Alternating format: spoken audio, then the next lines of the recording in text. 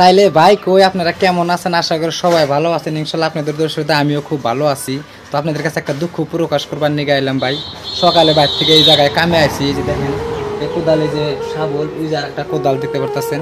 তো এনেছি কামে ঠিকাদারে এরকম একটা চেপড়া ঠিকাদার, কি কমু ভাই, খুবই একজন ভয়ঙ্কর একটা ঠিকাদার।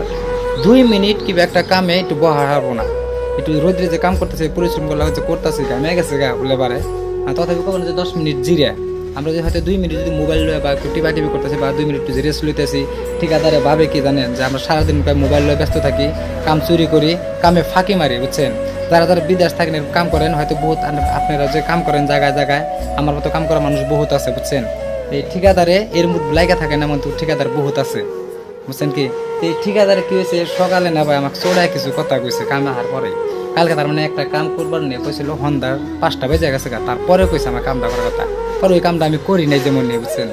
এই কামটা না করার ফলে সকালে আমাকে যাতা কইছে আমার কামে আহন লাগবো না, এটা ওটা তোর মতো লেবার লাগবো না, তুই মুই ব্যবহার।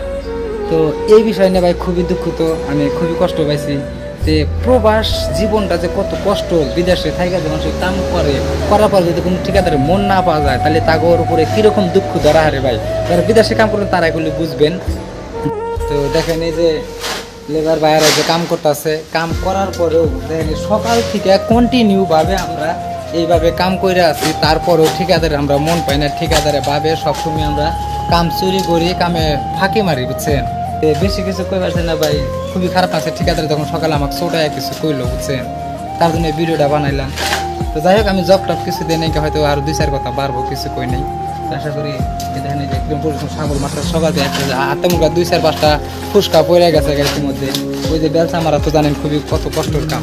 আর চ্যানেল থেকে দেখতেছেন নতুন ভিউয়ার্স, তাহলে আমার চ্যানেলটা সাবস্ক্রাইব করে রাখেন। আর যারা যারা ফেসবুক পেজ থেকে দেখতেছেন, পেজটা ফলো করে দিন আর বেশি বেশি করে শেয়ার করে দিন। আশা করি এই ভিডিওটা আপনাদের হয়তো ভালো লাগছে। তো ইনশাল্লাহ আপনারা সুস্থ থাকেন, ভালো থাকেন। আর কিছু করবেন, আবার পরবর্তী নতুন ভিডিও নিয়ে আসবেন।